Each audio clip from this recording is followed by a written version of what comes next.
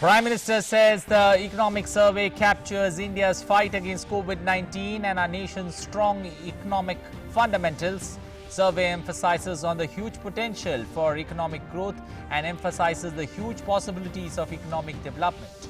Union Finance Minister Nirmala Sitharaman tables Economic Survey 2021 in the Lok Sabha on Friday.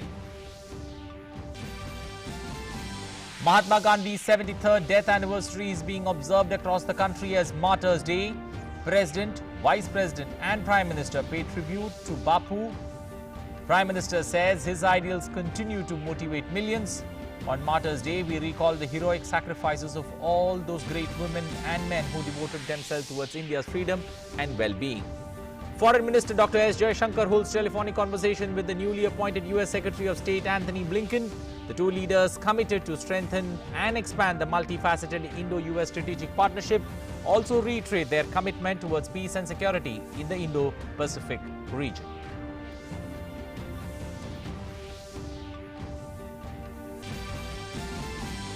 India gets huge success in vaccination against corona. Vaccination of over 30 lakh people takes place at the fastest speed across the world. Target achieved in just 13 days. Except India, only the US, Israel and Britain achieved this number. And world COVID cases crossed 10 crore 26 lakh. Global death toll due to COVID-19 crosses 22 lakh and stands at 22 lakh 16,000. United States continues to remain the worst affected with over 2 crore 65 lakh cases. WHO team visits Wuhan hospital that had early virus patients. Good morning. Welcome to English News this Saturday morning. I'm Anil Thomas. Now for the stories in detail. Prime Minister Narendra Modi on Friday said that the economic survey, which was tabled in Parliament earlier in the day, captures India's fight against the COVID-19 pandemic and its strong economic fundamentals. It emphasizes on the huge potential for economic growth, the importance of further scaling up innovation and the way ahead in key sectors like health.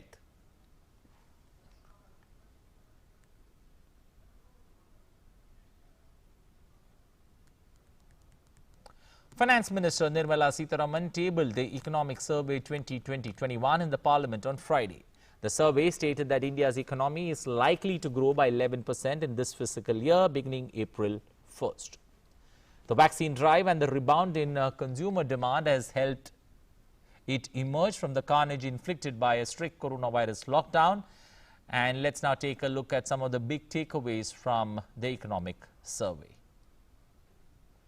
Well, India adopted a calibrated fiscal approach. While some countries chose a front-loaded grand stimulus package, India chose a model that is best suited for the country.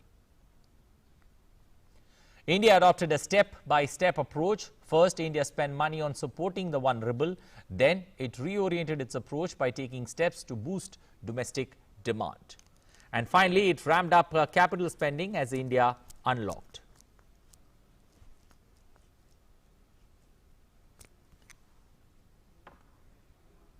Well, what else did India do? India carried out the world's largest food program. It directly transferred money into bank accounts. It announced a self-reliant India campaign stimulus package of 29.87 lakh crore rupees. India also undertook reforms, one of the most comprehensive in the world.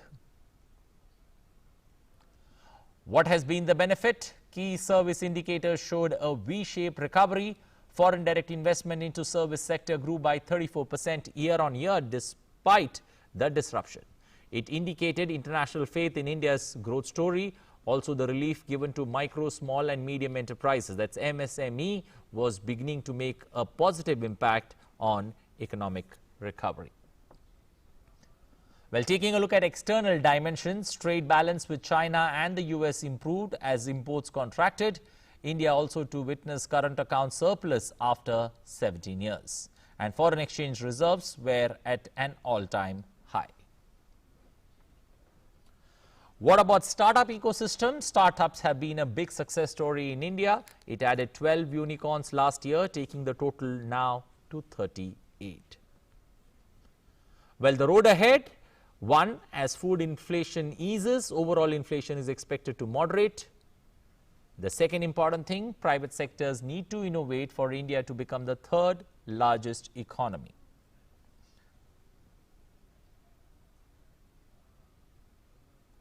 The survey calls for scaling up of business sector contribution to research and development by more than 50%. And last but not the least, the fourth point, the survey calls for simplification of regulations and process reforms. Well, a low-intensity IED was detonated near the Israeli embassy in Delhi at 5:05 p.m. on Friday. No one was injured. Windows of some cars parked nearby got damaged. Home Minister Amit Shah has been briefed on the situation, and Delhi Police Commissioner Ashin Srivastav has visited the site. 3 fire tenders were rushed to the spot on the APJ Abdul Kalam Road. Foreign Minister Dr. S. Jaishankar spoke with his Israeli counterpart and assured him of the fullest protection for the embassy and the diplomats. In a tweet, he said, and I quote, "Spoke just now with the Israeli foreign minister about the explosion outside the Israeli embassy. We take this very seriously. Assured him of the fullest protection for the embassy and Israeli diplomats. Matter is under investigation and no effort will be spared to find the culprits." Israeli foreign minister said his government would cooperate fully to identify those involved. He also tweeted, and I quote, "The Indian foreign minister assured me that the Indian authorities are committed to the security of all Israeli diplomatic staff and will continue to act resolutely to locate all those involved in the explosion.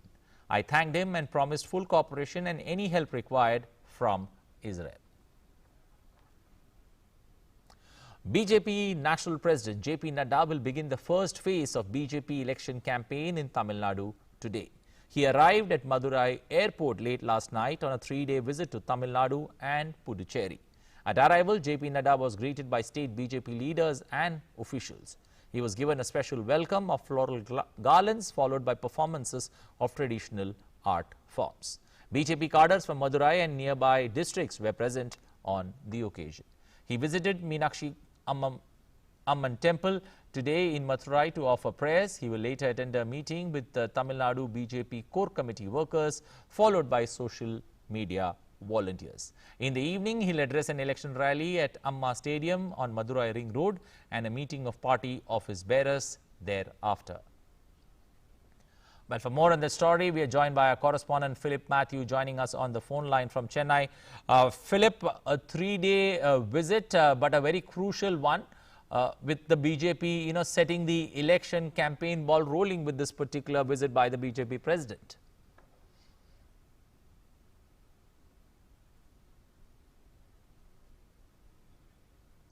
Philip, good morning. If you could hear me. Philip, the significance of this particular visit is by the BJP National President JP Nadda, and also when it comes to especially the southern state of Tamil Nadu, how do you see this particular assembly elections play out? Well, you're right. This is a crucial visit in the sense that it kickstarts the BJP's election campaign in Tamil Nadu. Don't forget it. Well, I believe we've got some audio issues there, and we'll try and touch base with our correspondent once again to get us an update on that particular story of the 3-day visit by the BJP National President JP Nadda to the state of Tamil Nadu. Well, an all-party meeting has been called to put forth the government's legislative agenda for the budget session of Parliament. The centre has invited all political parties from both the houses to attend this meeting. This time, the customary all-party meeting is being held after the beginning of the session. Lok Sabha Speaker Om Birla hosted an all-party meeting of the floor leaders of various parties on Friday and sought their cooperation for smooth functioning of the lower house. Rajya Sabha chairman also called a meeting of leaders of all parties in the upper house tomorrow.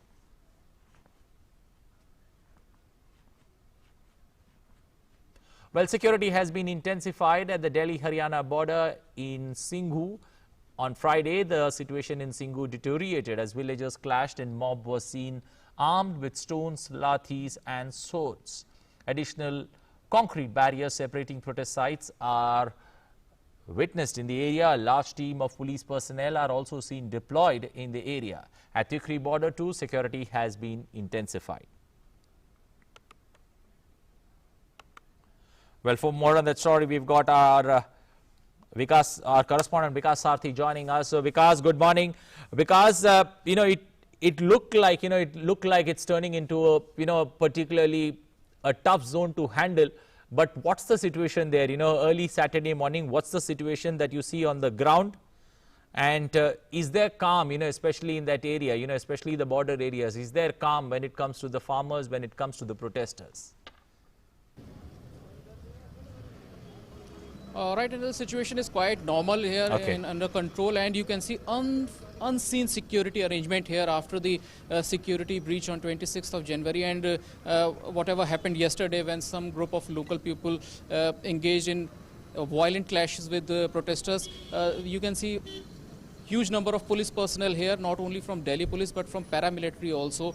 Apart from it, what we have seen in the morning, that police personnel were not even allowing private vehicles of policemen. They are being asked to only board police bus to reach to the protest site. So police don't want to take any chance after yesterday's violence, and the security is there is strong security arrangements here at the Singhu border, and everybody is being asked to either use alternative routes to their homes, or the people who doesn't belong to here, they are simply they are not being allowed by the police personnel to go beyond this barricading. In fact, huge security arrangements are in place to ensure that the situation remains normal as it is now.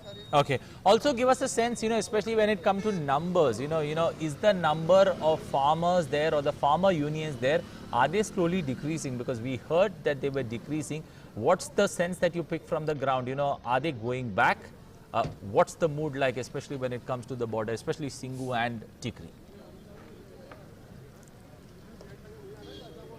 Well, Anil, so far as the situation at Singhu border is concerned, number has decreased, but still there are significant number of protesters at the protest site. So numbers have reduced, but still people in large numbers are sitting on at Singhu border on Delhi Karnal highway. So situation has not improved that much, but yes, number have decreased after the 26 January incident, but still significant numbers of protesters are still at the protesting sites. Okay, today is also Sadbhavna Divas, so what's the sense that you pick, especially, the protesting farmers there?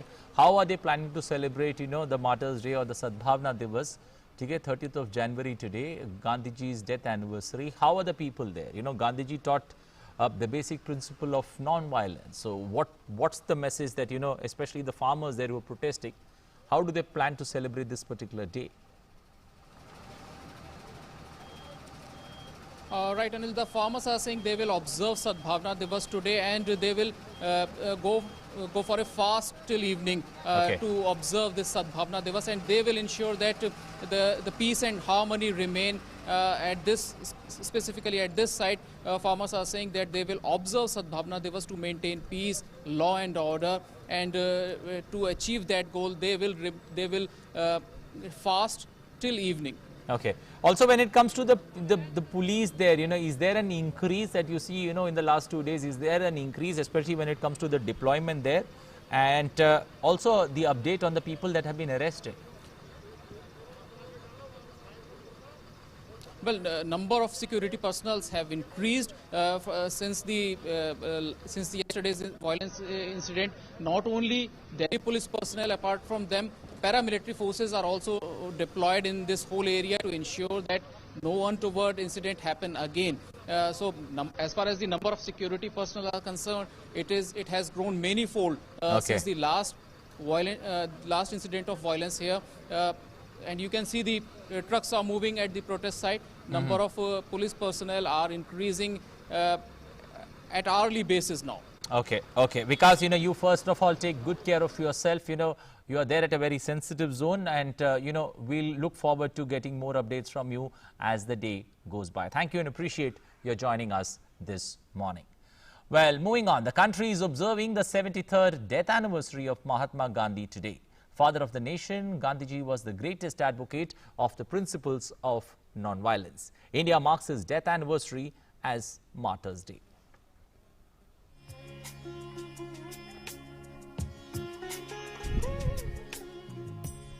Mohandas Karamchand Gandhi, fondly remembered as Bapu, was an exemplary leader and an inspiration for many people all across the globe. Born on 2nd October 1869 at Porbandar in Gujarat, he led India to freedom from the oppressive British colonial rule. He followed the principles of ahimsa or non-violence and truth. Gandhiji was a leader who gave a message to people: be the change you wish to see in the world. He was a very simple man with an enigmatic personality. 30th January is one of the saddest days in the history of the country, as on this day in the year 1948, Mahatma Gandhi was assassinated by Nathuram Godse. Mahatma Gandhi was shot in front of a huge gathering in the Birla House. Bapu's assassination sent shockwaves across the globe. Many called Gandhiji saint, while others simply called him irreplaceable.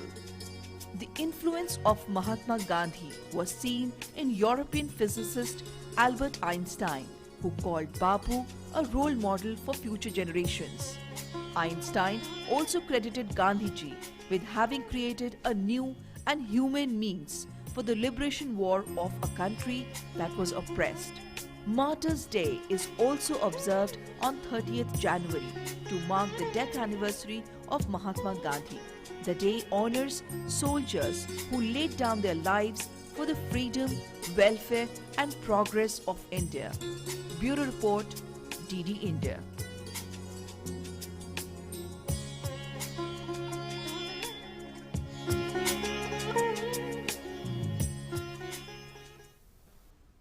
Well, on Martyrs' Day, President Ram Nath Kovind in a tweet said, and I quote, "On behalf of a grateful nation, my humble tributes to the father of the nation, Mahatma Gandhi, who embraced martyrdom this day. We should adhere to his ideals of peace, non-violence, simplicity, purity of means and humility. Let us resolve to follow his path of truth and love." Vice President also paid tributes to Mahatma Gandhi. He shared a famous quote of Mahatma Gandhi: "Ahimsa is the highest duty. Even if we cannot practice it in full, we must try to understand its spirit and refrain as far as it's humanly possible from violence." Mahatma Gandhi, my respectful tributes to the father of the nation, Mahatma Gandhi ji, on his death anniversary today. Gandhiji was a crusader of peace, non-violence and selfless service. Both through his words and actions, he left an indelible imprint on the sands of time. He inspired countless people worldwide to follow the path of ahimsa. He worked relentlessly for the uplift of the vulnerable section, downtrodden and socially backward. Gandhiji's glorious life and principles continue to inspire the entire world. As we remember him, let us emulate his teachings and resolve to follow the path shown by him. Prime Minister paid tributes to Mahatma Gandhi. In a tweet, he said, and I quote, "Tributes to the great Bapu on his Punyatiti. His ideals continue to motivate millions. On Martyrs' Day, we recall the heroic sacrifices of all those great women and men who devoted themselves towards India's freedom and the well-being of every Indian." Union Information and Broadcasting Minister Prakash Javadekar paid tribute to Mahatma Gandhi on his 73rd death anniversary. He tweeted, and I quote, "The entire life of Mahatma Gandhi is an inspiration for all of us. We should all learn something from each moment of his life. Humble tribute to the father of the nation, Mahatma Gandhi, on his death anniversary."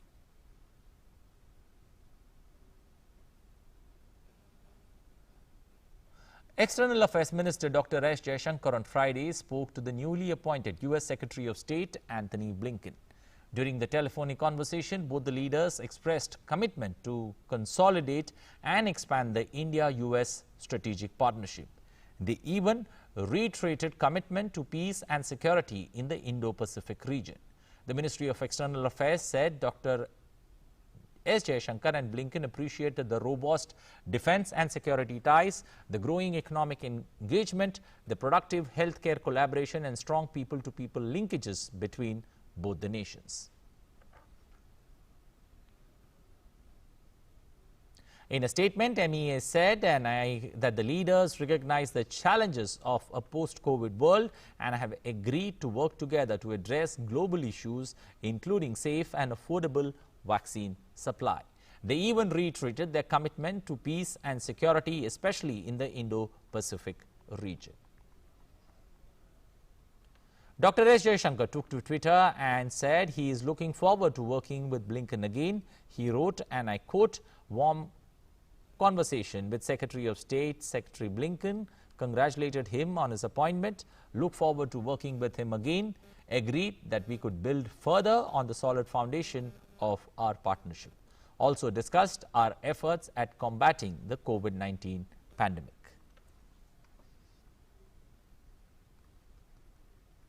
Anthony Blinken said he was delighted to speak to his good friend Dr. S. Jaishankar. He tweeted, and I quote, "I was delighted to speak today with my good friend Dr. S. Jaishankar to discuss the US-India priorities.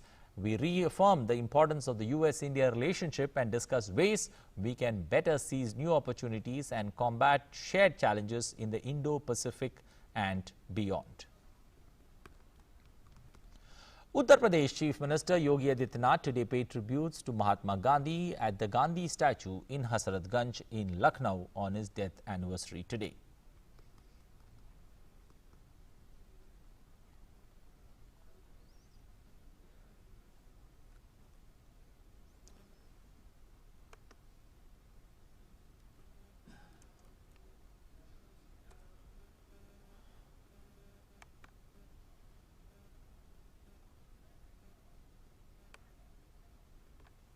Well, moving to vaccination in India, more than 33 lakh healthcare workers in India have received COVID-19 vaccine shots as part of the nationwide immunization drive on Friday. The inoculation drive entered its 14th day. According to the Union Health Ministry, a total of 33,68,734 beneficiaries in the country had been vaccinated against COVID-19 through 62,939 sessions till 7 p.m. on Friday. As many as 4,40,681 beneficiaries were vaccinated till 7 p.m. on Friday. The Pan-India COVID-19 vaccination drive started on the 16th of January to cover healthcare and frontline workers in the initial phase. India is far ahead of all the countries in the biggest COVID-19 vaccination drive. More than 30 lakh healthcare workers across India have received shots of COVID-19 vaccine on the 13th day of the nationwide immunization drive. United States took 18 days to vaccinate the same number of people, while Israel and Britain took 36 days. Well, according to the Indian Council of Medical Research, that's ICMR, a total of 19 crore 58 lakh 37,408 samples tested for COVID-19 up to 29th of January. Of these, in a single day, that's 29th of January, Friday, 7,56,329 tests or samples being tested in a single day. Staying with COVID, but looking at the global numbers on how the pandemic has affected the world. As of now, more than 10 crore 26 lakh coronavirus cases being reported worldwide. The global death toll due to coronavirus crossing 22 lakh and standing at 22 lakh 16,000. Over 7 crore 43 lakh people recovering from the virus, and United States continues to remain the worst hit country by the pandemic so far, reporting over 2 crore 65 lakh cases of the virus, with the death toll surging past the 4 lakh 47,000 mark.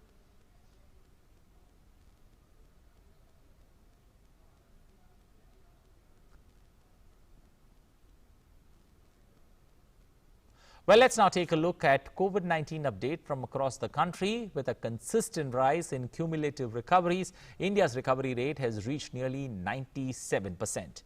India's recovery rate is one of the highest globally. As per the latest data released by the Ministry of Health and Family Welfare, COVID-19 recovery rate has reached 96.98%.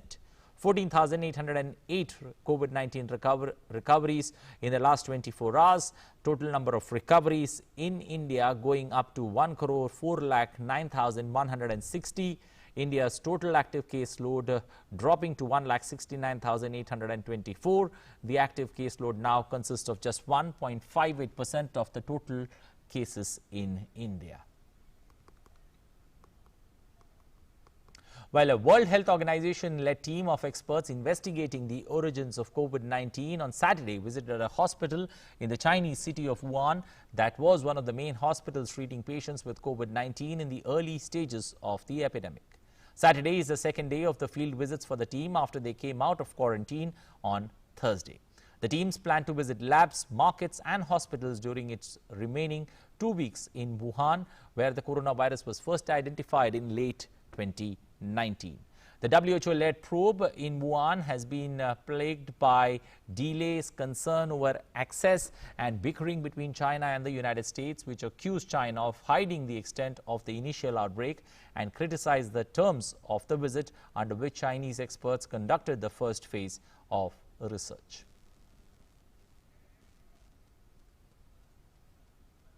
Well, that's all we have time for in this edition of news. You take good care of yourself, wear your mask as you step out of your house for the weekend, and have a safe and wonderful weekend ahead.